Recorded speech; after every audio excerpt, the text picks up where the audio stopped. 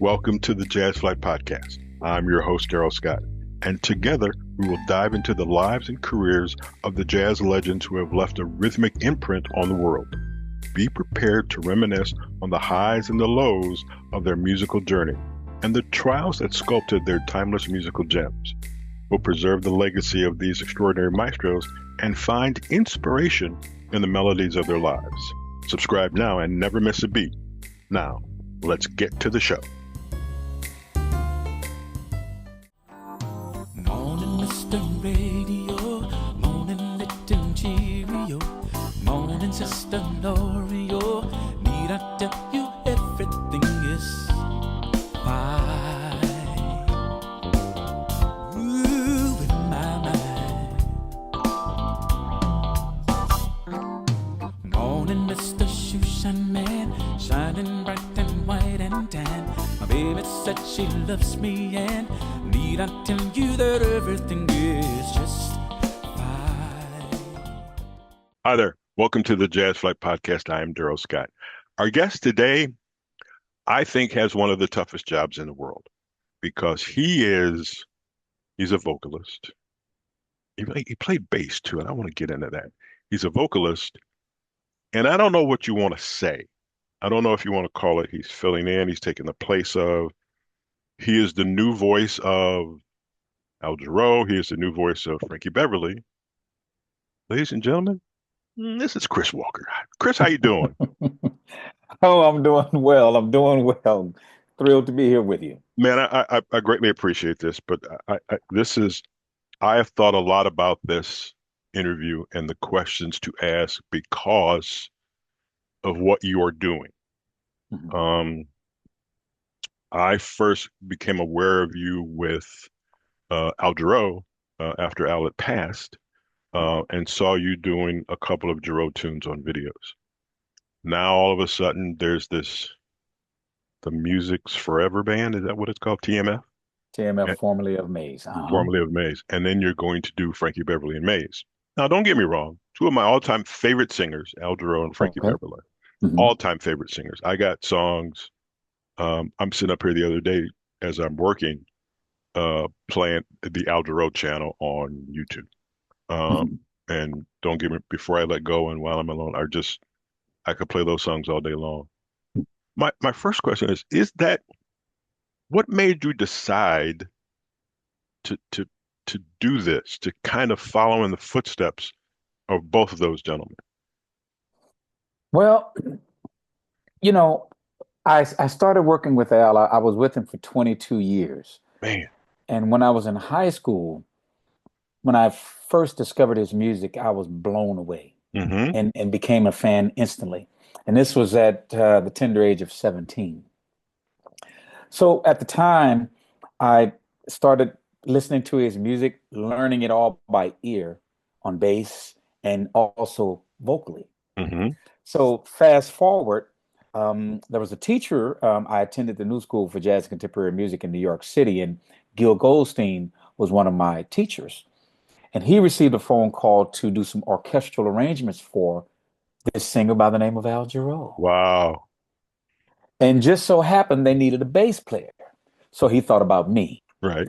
Now, at the time when he called, I'd released several R&B projects that Mm-hmm. were doing very well. So I was doing my own solo thing. And Right. so when he called and said, would you be interested, playing for a singer by the name of Al Jarreau? I said, wait. Are you talking about the Al Jarreau? So, so look, I jumped at the opportunity. So we did the orchestral tour. At the end of the tour, Gil calls me and he says, I'll never forget it. We were in Canada. He says, I need to talk to you. And he said, I better come to your room. So, of course, the urgency in his voice made me think, Right. you Right. know. Yes. So as soon as he walks into my room, I said, look, tell Mr. Jarreau, thanks for the opportunity. And he said, well, actually, he wanted me to ask you if you'd be willing to join his regular touring band. Wow. So, and at first I declined because I said, Gil brought me in, and I said, if you're not going to be a part of it, I don't feel comfortable accepting it. And he said, Right. no, if you want to do it, by all means do it. So anyway, so I joined Al's regular touring band, and shortly afterwards I became the musical director. And Al and I we're kindred spirits and we Yes. hit it off so well. We're both Pisces. And he reminds me a lot of also of Ornette Coleman, who Oh, I played with for a number of years, and he's also a Pisces. right, So so Al and I just hit it off, and I couldn't leave. I mean, I felt like I was in Jarreau University. right. I mean, Yes, how yes, many opportunities does one get to work with their mentor? right. Somebody that they admire. So I couldn't leave, and the only I left actually for a brief period of maybe 2 years because my son approached me and said, "Dad, I need you home." Hmm. And I left for 2 years, and then surprisingly they called me back and asked me if I would be willing to come back, and I said I would, but not as the musical director. Right. So I came back and I stayed with Al until he transitioned. Hmm. So now so park that there. Right. So, Yes. so now we go to Frankie Beverly. And well, of course, the band that's been with him for many, many, many years, including Rome, who's one of the original founding members, Right. been there for 55 years. During the pandemic, the Holy Spirit put it on my heart to post 2 songs per week. Hmm. The genre didn't matter. What mattered was jazz, R&B, gospel. So I decided to post a couple of Frankie Beverly and Mays songs. Right. Well, one of them happened to reach probably 1.5 million people. And of the 1.5 million people, Rome's lady happened to see my Hmm. post. Right. So at the time, they were no longer with Frankie, and it was new, and they formed TMF. And so they were looking for a lead singer. Right. So she showed it to him, and he said, "Man, this guy's okay. He's great. Let me reach out to the guys." So he shared it with the rest of the band, and Bear Williams reached out to me, the bass player, Hmm. and he said he invited me on a Zoom call with him. Of course, I've known Bear for years. I mean, AKA Larry Campbell. Hmm. So he wouldn't tell me why. So in my mind, I'm thinking, what does he want me to do? Hub on bass with Frankie? Right. Yeah. Uh, Because he didn't disclose that they were forming their own group at the time. So I get on this Zoom and the whole band is there and they explained to me what they're doing and they said, we would like for you to consider being our new lead singer. And mm, I said, okay, well, and they said, well, we're vetting, maybe 3 or 4 of the guys, but we would like you to consider it. So I started laughing. I kid you not. I started laughing and I told them, I said, fellas, the search is over. Y'all don't have to look for anybody else. wow. Not because I'm arrogant, but because I, I I I think it was predestined, to be honest with you. Hmm. Because when I was Regina Belle's music director, which is how I got my start in the R&B world, Right. her very first tour, we opened for Frankie Beverly in Mays for about a year.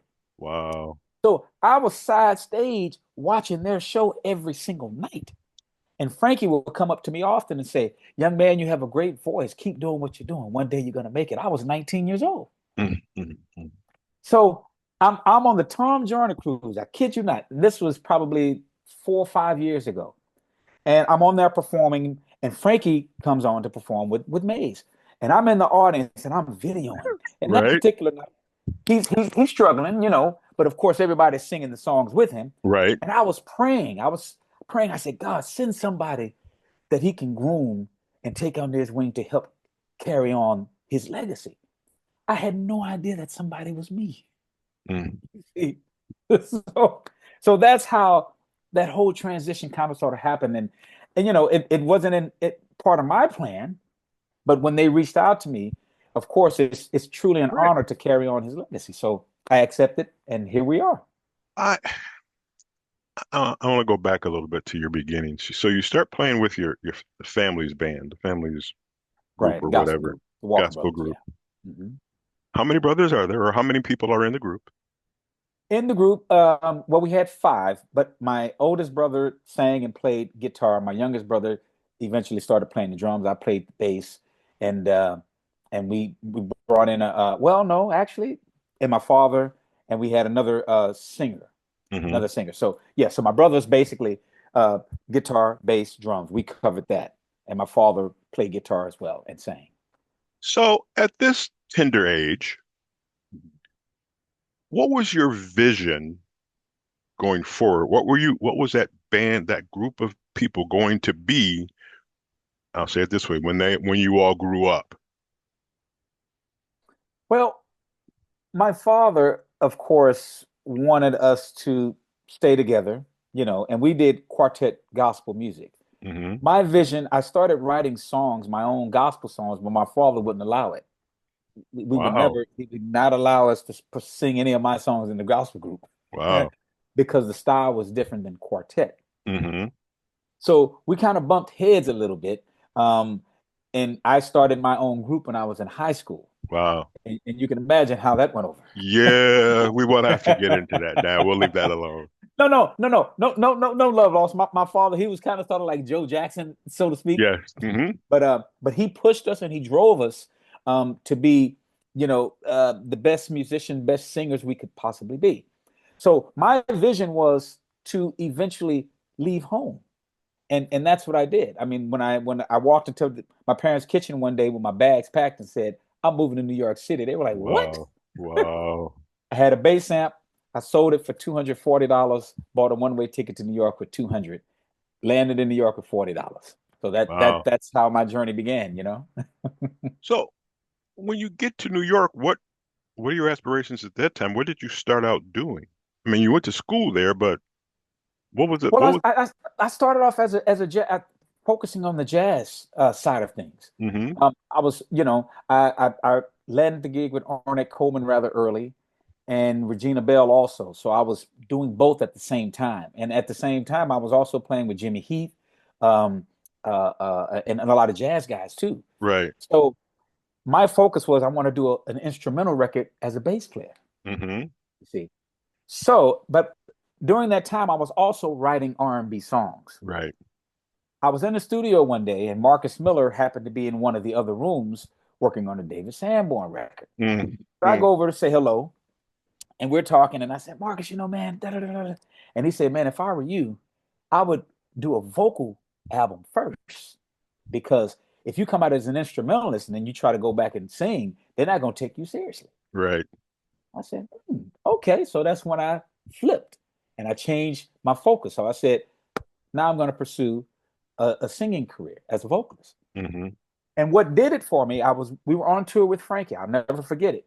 We were playing like a 15,000 seat arena. And Regina Belle didn't come to sound check that particular day. So they asked me, Chris, will you check her mic? Right. So I stepped up to her mic and heard my voice in that 15th. I said, this is it. I'm going to do this right here. I Right. love what I heard. And from that moment on, I started pursuing a career as a vocalist. You and just listening to you and your the travels to get to this point, dude, you've been blessed. I mean, you Oh, go from the the family band to Regina Belle to Arnett Coleman to being in Houston, because Houston to me kind of has a sound all to itself. Because there's a lot of people that right, have come out of Houston. right, Um, right. you get to New York and you're doing this, and all of a sudden you're with Al Jarreau. You don't have it. It appears that you have no missteps. It appears that every opportunity that has been put in front of you has been very advantageous, has been very good to you. I Absolutely. I Absolutely. I just wonder, there are those people who are gifted, but Mhm, sometimes the gift comes to them and they don't know how to handle it. mhm. How did you grow into this ability to do all of this? Because don't get me wrong, you're talking about some heavyweight names Mhm. who could have taken their thumb and crushed you, Right. who didn't have to help you. How do you, as a man, musician, vocalist, deal with that? Well, I'm a firm believer that God orders our steps, and you have to be moving. If you're sitting in one place, how can He order you where to go? Right. So Hmm. I'm an advocate, and I move by the Holy Spirit. So when the Holy Spirit instructs me to do something, I don't sit on it. Hmm. I move immediately. So being around these giants, I was so appreciative, Right. and and that was my attitude whenever I was around them, and I was willing to learn and absorb anything they wanted to share, and that I think that's been one of the things that has helped me along this journey. Um, always being humble, and I'm going to always be that way, and just focusing on God. I mean, it's not my talent. It's Right. He gave it to me. Right. So so I want to share it with as many people as I possibly can, and for them to trust me, for Ornette Coleman to trust me to be in his band, for Al Jarreau to trust me as his music director and say, "Hey, Al, I think you should do this," you know, and now for the TMF Maze guys to trust me to be the lead singer, and I think it's character also, you know, Hmm. it's it's character, and I try to do things in an honorable manner, and I never disrespect people, and and I come at you with God first, you know. And I'm not going to try to fight you in the physical. I'll fight you in the spiritual, and let Right. God handle it. Yeah. Because the Yeah. Bible says, "Vengeance is mine," said the Lord. I shall repay. So I don't Right. have to be ugly or mean or nasty to Right. anybody, Right. Right. you know. I So get it. that's where I come from. We opened the show with a song by Aldero called Morning, with your vocals are on. Right now, we're going to take a little bit of a break so people can hear some more of what you've done. We're going to listen to, and it's funny, there are some titles you can just say, there are other Mhm. titles you want to sing. Right. I'm going to do my best Absolutely. not to sing it. We're going to listen to We're in This Love Together on the Jazz Flight podcast with our guest, Chris Walker. Every time we hear the music, don't you know we're in this love together? We got the kind that lasts forever and nevermore. So don't you know we're in this love together? And just like berries on the vine, it gets sweeter all the time.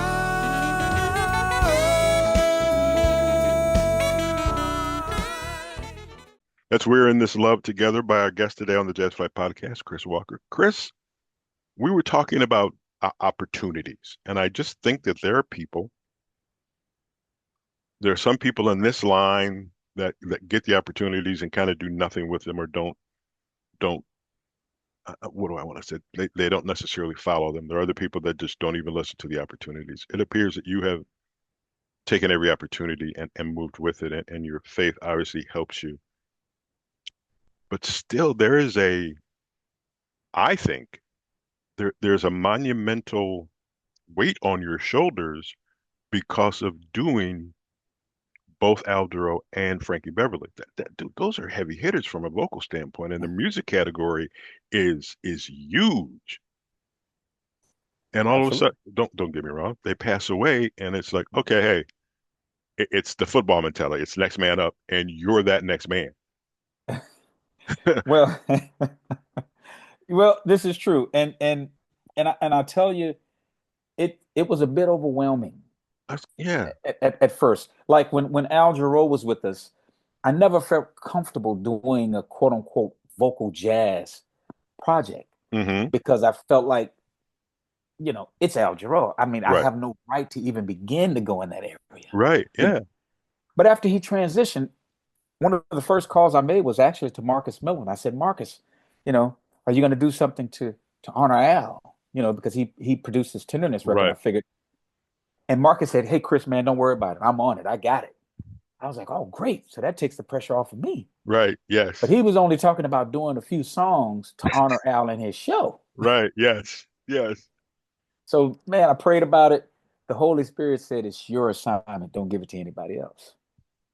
So I said, "Okay, that's confirmation right there." So Hmm. He's going to provide everything I need to make it happen. So I launched a Kickstarter campaign. I moved forward rather quickly. I launched a Kickstarter campaign, raised $50,000 in 30 days. Wow. God said, "Here you go. Boom. Don't let that stop you." So I ended up doing the project.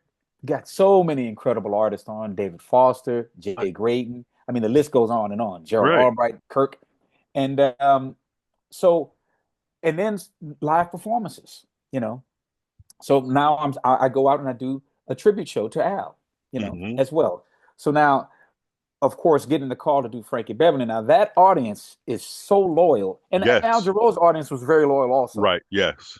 So I took a lot of hits, a lot of criticism at first because people were just in their feelings, and but I knew it was going to happen, and I knew it was going to come. Our very first show with TMF, formerly of Maze, was in Atlanta. Oh, Frankie was still with us at the right, time. right. We go out there, and the audience is sitting there with their arms folded, Of looking course. at us like, "What? What y'all gonna What?" do? Yeah, Show you know. me. And they were in their feelings because they see the band who's been with him for Hmm. years, and then I come out and they see me and they're like, "You're not Frankie." Right. Right. So the first four songs are pretty tough. Let me just put it to you like that. Hmm. Um, and then I spoke from my heart to them, and the first thing I said was, "Well, it's pretty obvious we know who I'm not, Right. and I'm not trying to be, and no one can ever replace him." And I said whatever I said from the heart. You could feel a shift in the audience. Hmm. After that, when once they realized that we're not trying to take over here, we're Right. just trying to honor him, Right. there was a shift. It was a party from that point on. And they got with us. We ended up getting a standing ovation, and it was like a party. So I was grateful to God, and that kind of showed us that okay, it's gonna take a minute, but I Hmm. believe they'll accept this Right. eventually.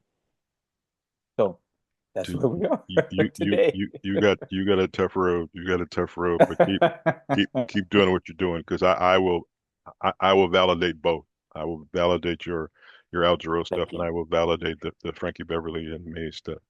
Thank you. Thank you. What do you sometimes walk off stage after doing either one and just kind of like take a moment and just kind of breathe? You know what I mean? It's I can imagine walking out there on stage with these expectations on your Mhm. shoulders, Right. and then you go and complete, and then you get that ovation. Do I don't want to say woosah, but I do want to say woosah. Um, but then you just go, okay, I made it through another one. Now I got to get ready for the next Right. Well, what helps me, of course, we always pray before going on stage. one. Hmm. And in my mind, it's really like an out of body experience when I'm on stage. And when after the shows, I know that I give 1,000%. Right, So all I can do is give my best. If right. the audience accepts it, great. If they don't, well, I'll try to do better next time. So that's my attitude. And long as I know I'm giving all that I have, that's all I can do. That's all and the guys know it with TMF, you know, and um, and I will always do it in a respectful manner. That's why with Frankie's music, I don't try to do Chris Walker to it. Right, I mean, right. I stay Hmm. true to his melodies and his arrangements and how he does it. Because I don't want people to say, "Man, he messed up Frankie's song. He's trying to Right. do it." So no, no, no, no. I stay true to honor him. So in terms of taking a breather, the challenging part is remembering all those different lyrics. Yes, yes. There's so many songs. So So, if I ask you right now, and I don't know if you'll know the answer, how many Frankie Beverly songs do you know? How many Al Jarreau songs do you know, or that you perform on a show? oh man. Well, let's say maybe in a show I perform probably 13 to 15 Frankie songs. Wow. In an Al Jarreau show, I'm probably doing the same, but I know, of course, a lot more. Right. Yeah, so it's quite, and then you have to keep in mind my own songs Right. also. So I it's can't just imagine. I can't imagine what your song set looks like. I mean, there are always things, I sit out in the audience and I think of different things that I'd like to see. I uh-huh. once sat up in a booth next to Joe Jorgensen for a Bob James show, just watching him spin dials and EQ this and do that. Ah. And it Mm. was, instead of watching the show, I'm looking at the dial and watching him and then I hear things. Mm. I'll tell you the story real quick. So, big David Sanborn fan. Had Okay. known David, seen David a bunch of times. There's a place here in Akron, Ohio. I had a tough day at work. I just wanted to listen to music. So as opposed to sitting in my first 5 row seats, I went to the very back of the house. Okay. I mean, what's behind me is the wall. And I Mm. sat there and I just listened. And Okay. it was, obviously the live show is different than, okay, we'll call it the CD show, the album show, whatever it is. Get Mhm. backstage and David's like, where were you? I said, dude, I was all the way up against the wall. He goes, why? I said, for once in my life, I just wanted to listen. And that's Mm. all. And Mhm. to hear whether it's a bad note, whether it's a good note, whether something is, the solo is strung out or whatever. But Right. sometimes that's the greatest thing in the world. It's Yeah. good to hear music, but Hmm. sometimes you just want to, it's like being at the house and you can't see my office, but there's R&B CDs to the left, Hmm. jazz CDs to the right. And if you remember the old Peaches store, I got 8 Peaches crates of albums in front of me. Woo. And I Okay. know, I know if I start, I go back and I want to listen to this, which makes me want to listen to this, which makes me want to listen to this, which makes me want to listen to this. And by the Hmm. time I'm done, I don't have carpeting on the floor. I got album covers. Right. So there's just this thing where you just want to listen to stuff. Hmm. Um, I don't, I don't envy you. I don't, because of you got a three-headed monster, you, Al, and Frankie, that you have to bring out in a show. That is, like I said, I don't know how you do that. I don't know. There's no workout for that. To No. say. And Um, also add to that, I also play bass with George eh, Benson. okay, so let me get to that, and I was going to bring that up. So, who were your bass when you were playing the bass? Who were you learning from? Who were you? You're self-taught, I would guess. Right, right. Because I play, yeah, I play upside down. Hmm. So, are you Wayman Left hand. Tisdale? Well, yeah, I play upside See, down, left it. Yep, that's right. Yep, yep. I read that and I went, I think he changes the strings. Uh, I I just take a right-handed bass and just flip it upside down I think that's what he did. I'm pretty sure that's what he did. without Um, changing the strings. I'll have to I don't check. think he. I'm not sure. Look for that too. I don't know if he changed the strings. So, who were your bass idols growing up, or who were you listening to playing the bass? I'm guessing I know Man, one name, which one? Marcus Miller. Jacko. Well, yeah, Well, Marcus, of course. Jocko. Jacko, Alfonso Johnson, Rufus Yes. Reed, Yeah. um, you know, Ron Carter, you know. So just, Paul You Chambers, just, people like that. you have this wealth of music in you. Jazz, R&B, bass playing, vocals. When do you have time to chill out, relax, enjoy the family, play with the dog? That's a good question. I unplug when I have to, you see. Hmm. And the way I unplug is like, for example, last year, um, um, I went to Hawaii for a week by myself. I have friends out there, and they just built a guest house Hmm. 10 feet from the beach. They said it's yours whenever you want it. I said to my wife, I said, "You want to come?" She said, "No, I think you need to go by yourself." Hmm. So I went by myself, brought my keyboard, my laptop, and I'm writing songs looking at the ocean. You see. So that's how I unplug. And then I rejuvenate and I come back and I jump back in. So when I have to unplug, I do. When when I grow up, I want to be like you. All right. Take another break real quick, and this time we're going to venture into the Frankie Beverly library and listen to Chris Walker doing "Before I Let Go" on the Jazz Flight podcast.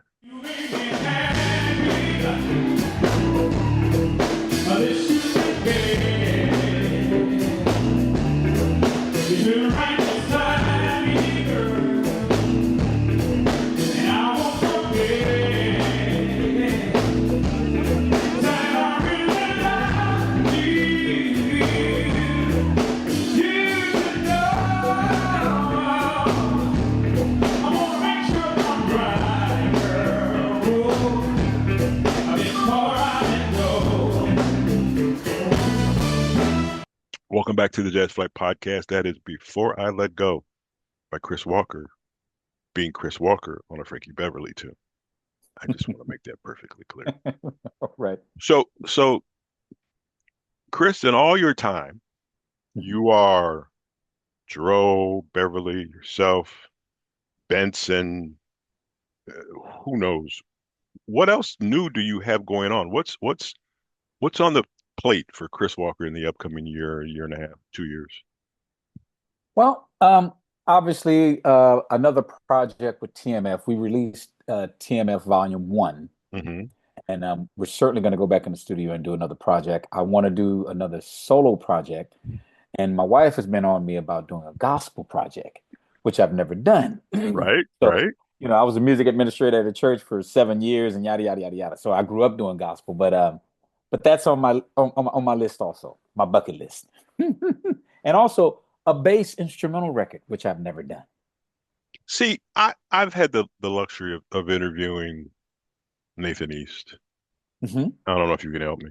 I'm trying to get Marcus Miller. I really want to get Marcus. Ah, okay.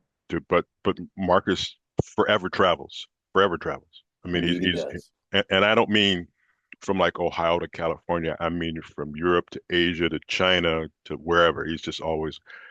But I talked to Nathan and I go, how come there's never been like a solo, an album by bass players where you all kind of get together? Because number one, I think the competition amongst the number of you would be Hmm. tremendous. But I also think, because in the conversations I've had, all you guys seem to have so much fun. Yeah. So I think there would be a lot of looking at each other and smiling and kind of out doing something. I saw Stanley Clark here 122 years ago. He was playing at a Hmm. place down in the flats, and there's a river behind it. And as he was playing, the the boat ship went by and Hmm. blew his horn. And Stanley kind of, I don't want to say he took offense, but next thing you know, it was his bass versus the ship. And it was just, it was, I appreciate that spontaneity. I really do.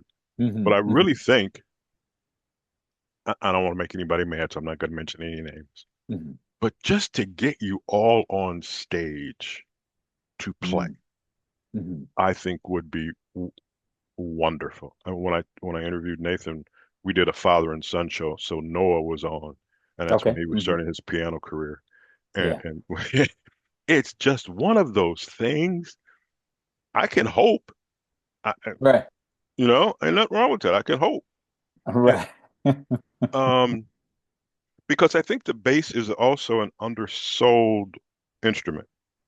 Mm. You Hmm. are the rhythm of the song of that show. Right. You don't get to rest because you got to keep playing for every song. That's exactly right. So Yeah. secondly, you got to be in shape. Right. You can't you no, I'm not going to mention names. You can't because you got to keep going no Yeah. matter what the song is. Now you might get a break when so and so is doing a solo, but that was the one thing that I've always questioned is how do you maintain that just that ability from song one to song 15 to keep playing. Um, when do From you from from years of doing it, I think. Just from years of you know, playing with so many different people and just building the stamina to be able to do it. And the same thing with from a vocal perspective too. right, You have to build the stamina to do it. You can't just, I mean, just like a runner, for example, you can't say go run the 400 and you haven't done it in 2 years. right, You're gonna pull yes, something. right. So it's the same thing with me trying to get up and sing a 90-minute show, or any singer for that matter. You have to, you're gonna have to do some work to get there. And what I do, I like riding my bike. So I'll ride my bike 15 miles and sing a show. Because if I can do it on my bike, I'm certainly going to have the stamina to do it on stage. You You are good see? friend. You are good friends with Kirk Whalum because I know he rides his bike. Oh yeah, Um, I, and it's push-ups. yeah, I just I find musicians amazing, and vocalists and so forth and so on for what you do. Right now, there's a bunch of people out there who are listening who go, I want to follow this guy. I want to see what he's got. So what is your social media presence? How do we find you? Chris Walker Music on Facebook and Hmm. Chris Walker Chat, CHAT, on IG. Okay. Or you can just go to my website, chriswalkersmusic.com. Dude, we will stay in touch. Whatever Jazz Flight can do, let us know. We will get it Oh, out to thank our you. social media. We will get it out hopefully at some point. Makes me think of something that I can't talk about. Uh-oh. No, we'll talk later. Well, where you're an artist I want to see more of. I do, and Mm. it's not just the Beverly and Jarreau stuff. It's your solo stuff. It's everything that you do. Um, but man, you're incredible. You're good people. You Mm. know, every now and then you want to get in a room where you're surrounded by good people because that means in our conversation Yeah. you're going to lift me up and hopefully then I can also lift you up and somebody else in the group can perform another act of getting us all together. Chris Yeah. Walker, this has been an absolute pleasure, man. I wish you all the best of luck. Like I said, whatever we can do, don't be afraid to you've got my email address, you've got all my information, and I will add you to all my social media. So I'm gonna be watching. All right. All All right, man. right. Well, thank All you right, so much. sir. Not a All right. problem. Greatly Appreciate appreciate you. it. God bless. Ladies and gentlemen, you've been listening to the Jazz Flight Podcast. Our guest has been Chris Walker. We will talk to you next week.